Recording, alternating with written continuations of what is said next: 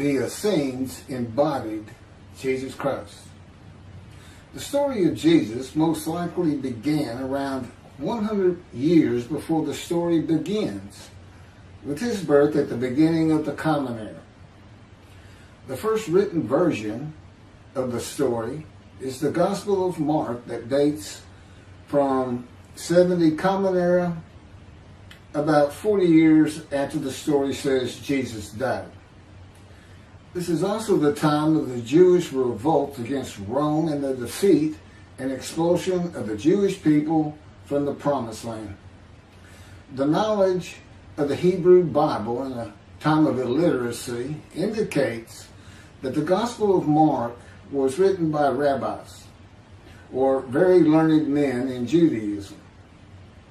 Men who decided they needed to write down this story that had been circulating by word of mouth and storytelling for as many as 170 years, beginning with the founder of the Judaism sect of the Essenes, the prolific writers of the Dead Sea Scrolls, to make money. Their temple, homes, and country were gone, and it was desperate times for the Jewish people. The name of the founder of the Essenes was with a capital T, the Teacher of Righteousness. That was his name, the Teacher of Righteousness. Meaning he was believed to be the man described in Isaiah 53 who makes the many righteous. The man Jesus claimed to be. According to the oral story that most likely began 100 years before the Common Era, BCE, with this man called the Teacher of Righteousness, who established a sect of Judaism known as the Essenes, this teacher of righteousness who fought with a wicked priest. All this information is in the Dead Sea Scrolls. Fought with a wicked priest. Did not like the way the temple was being run. Did not like all the sinning going on in Jerusalem, and did not live there, and despised riches and the material things of the world, just like Jesus, who also claimed to be the teacher of righteousness. The oral storytellers, who were diverse and from different backgrounds, ethnicity, and ability, captured the imagination of the crowds with their oral skills and would earn their livelihood from donation of money and goods in the age of antiquity. Few could read in a world where literacy was restricted to just a few, and this did not begin to change until the Middle Ages. While the earliest forms of written communication date back to about 3,500 to 3000 BCE, literacy remained for centuries a very restricted ability closely associated with the exercise of power. Schools in ancient Israel, if any existed, served only the sons of the rich and the religious elite. Storytellers in general would be very learned men, captivating the imagination of the crowds at the gates and the meeting places of Jerusalem, with tales that people of a harsh and brutal time wanted to believe in. A time when medical treatment was primitive and life expectancy was 30 to 35 years, averaging those who died at birth to those who died with long life into their 70s and beyond. A time when people believed in mythical gods and gods who were men, and making sacrifices to gods for favor and for safety, healing, long life, crops, and fertility.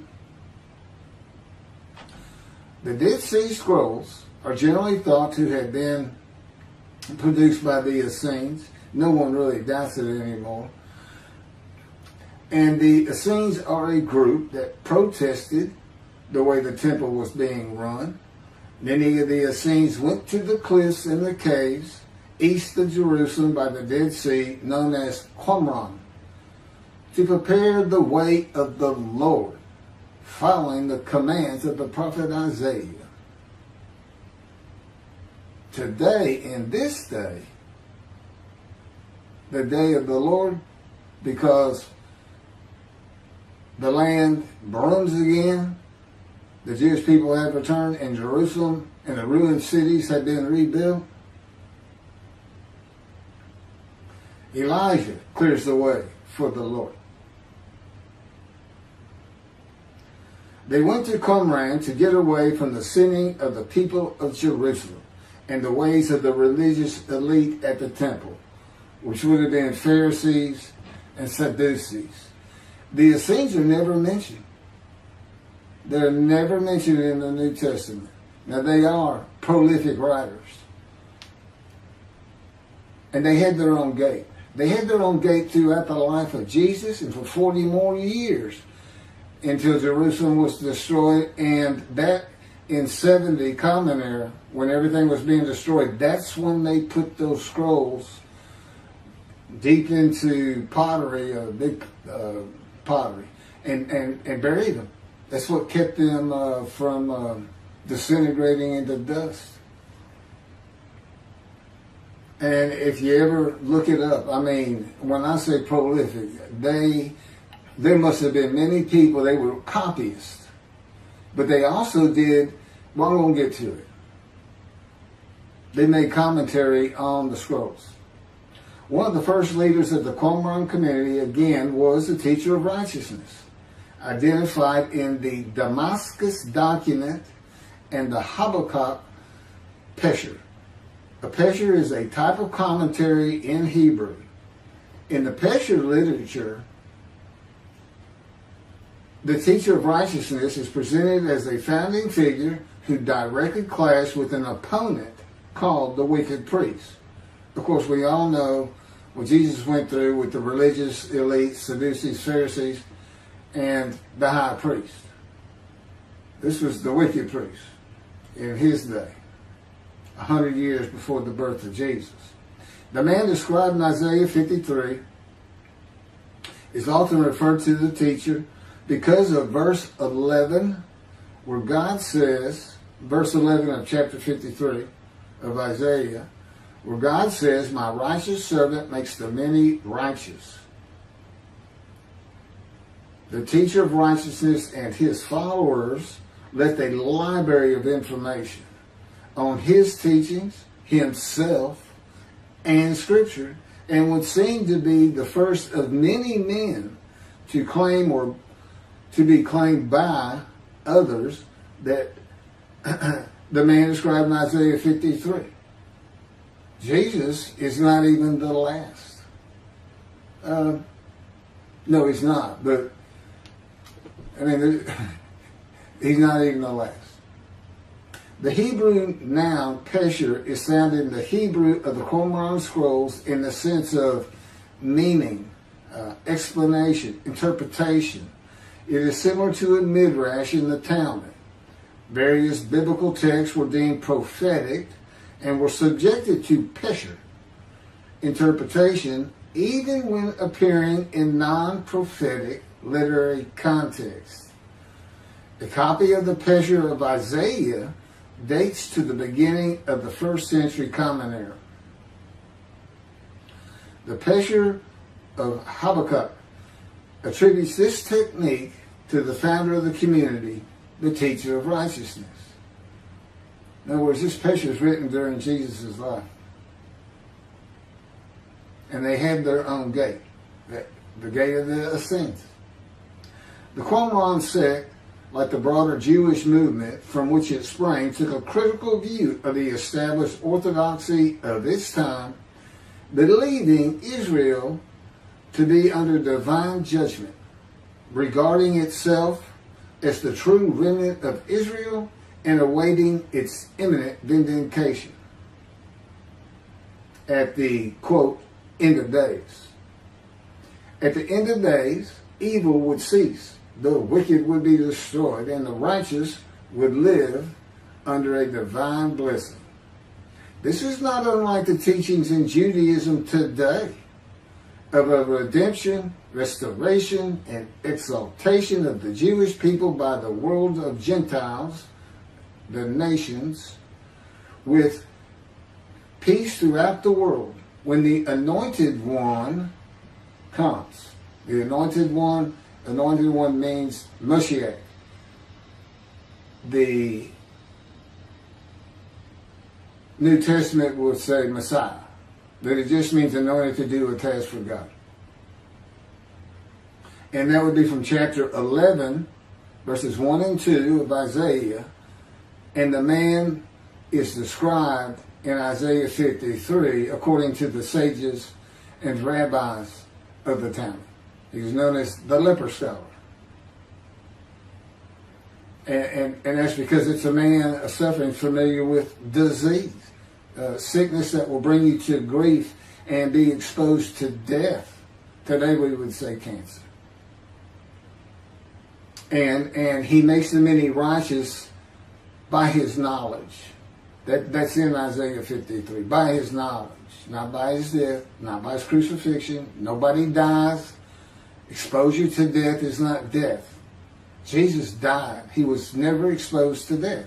He didn't get near it, but it did not happen.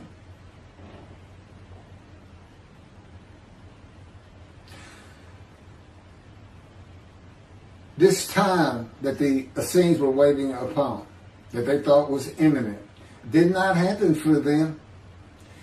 And it is this teaching that Jews for Judaism uses in the analysis that Isaiah 53 describes the Jewish people as God's righteous servant, as one man, Israel. The persecution of the Essenes and their leader, the teacher of righteousness, probably elicited the sect's apocalyptic visions. These included the overthrow of the wicked priests. Jesus pointed an accusing finger at the high priest and told him, "You shall see me return." Oh, it sounds threatening to me. The wicked priests of Jerusalem and of the evil people, and in the dawn of the Messianic age, the recognition of their community as the true Israel. Josephus Flavius describes this sect, the Essenes. This is a man living at the time. People wrote back then, but you can't find anything written by Jesus or about Jesus until after the destruction of the temple. He describes this sect, the Essenes, as one of the main three philosophical sects among the Jews, with a very detailed description. Excerpts from his book, Wars 2, chapter 8, include, this is in quotes, the third sect, which pretends to a severe discipline. These men are despisers of riches, and so very communicative as raises our admiration. And as for their piety towards God, it is very extraordinary. You would think that Jesus would have been in this thing. He fit right in. But again, we never hear a single word about these prolific writers. The other two philosophical sects were the Pharisees and the Sadducees. In the New Testament, the Essenes are never mentioned, as I said. All the stories of Jesus and his clashes with the religious elite of Jerusalem in the New Testament are with the Pharisees and the Sadducees.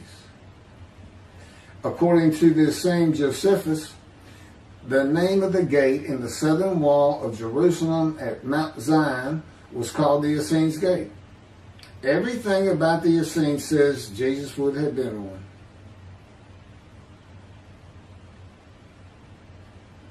Peter and Paul, disciples later called apostles of Jesus, all said Jesus was the fulfillment of Isaiah 53. and the teacher of righteousness. All of Christianity does today.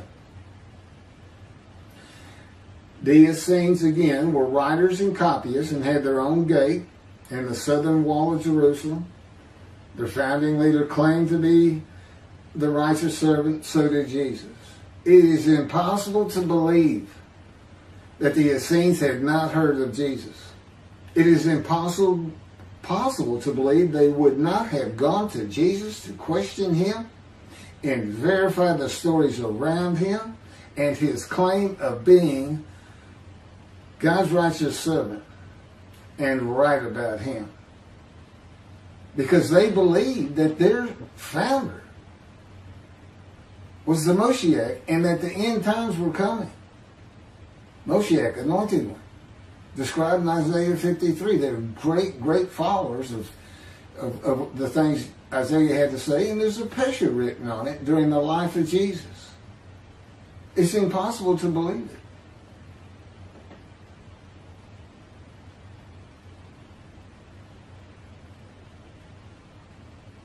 We're talking about a man that healed the sick, removed blindness, had the cripples walk, fed 5,000 people with 5 loaves of bread and 2 fish, walked on water, turned water to wine, raised the dead, was crucified, and 3 days later came back to life? And you think these people, how about Joseph Philadelphus? Why didn't he mention that? He talks about the destruction of the temple. He was there.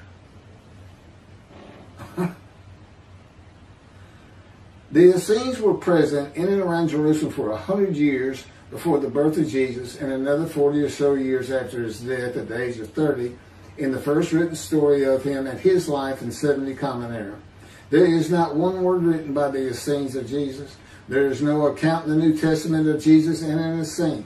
There are no writings or even a mention of him by a single person or a group that was part of his generation while he was alive. There are no writings by Jesus. And prophets of God, men of God, servants of God had been writing for him throughout the biblical times until he stopped talking to his prophets. The Hebrew Bible ended. The last prophet he spoke to, Malachi. Malachi chapter 3, the last chapter of the prophets,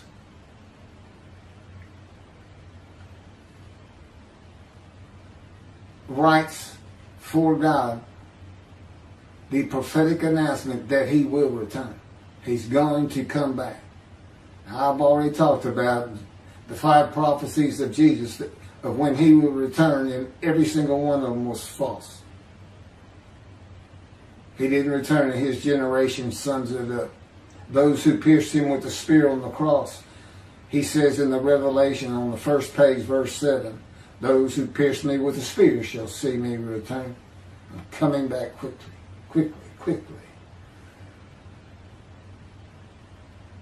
Nothing was written by his disciples. There are no writings by Herod or Pilate or any Roman newspaper, poem, or book of this man who healed the multitudes, fed the poor, walked on water, raised the dead, turned water to wine, was crucified and rose from the dead to human life, and then rose to heaven. That's where he's supposed to be returning from. While there are 3 Gospels under the names of 3 disciples, they are all considered pseudepigrapha.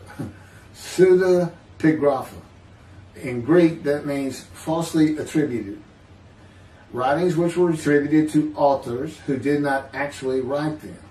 And they were all written long after the death of Jesus, these Gospels, full of quotes and teachings from Jesus himself. Quoted parables, long speeches, Sermon on the Mount, long sermons that could not be accurate if passed by word of mouth. There is only one answer. The Essenes themselves, these writers and the storytellers of the day, had put this story together. And even though the writers of the gospel knew full well these rabbis are learned men of the Hebrew Bible, they knew it didn't really fit. But you know what else they knew? Nobody could verify it. Nobody could check them. Nobody could check them. Now, I just did a video on the deceptions. The deceptive, it covers just Matthew. And there's 3 different stories of him and deceits in every one of them that you can go look up now. You can verify these things that I'm saying. I'm quoting them. I give the chapters, the books they come from. You can see Jesus change Zechariah, verses 9 and 10, the verses, from riding an ass into Jerusalem and being crucified, as Jesus said all the prophets said of him, to what the prophet actually said. You can go look at it.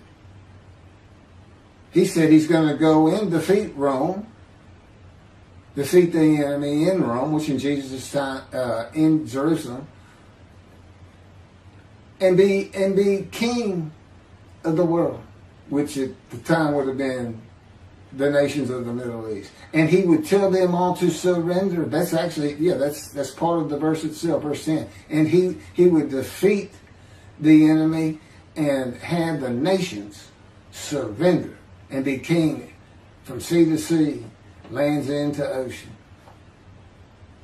I mean, you can't get more deceitful than that. You can't lie greater than that. You're manipulating Scripture, God's holy word, manipulating it, deleting a verse 10, telling your disciples, tell everybody these things. That's why he's telling them. Tell everybody these things. I'm going in. They're going to kill me. Okay. That's what the prophets say. Don't forget. I mean, that's what he's doing.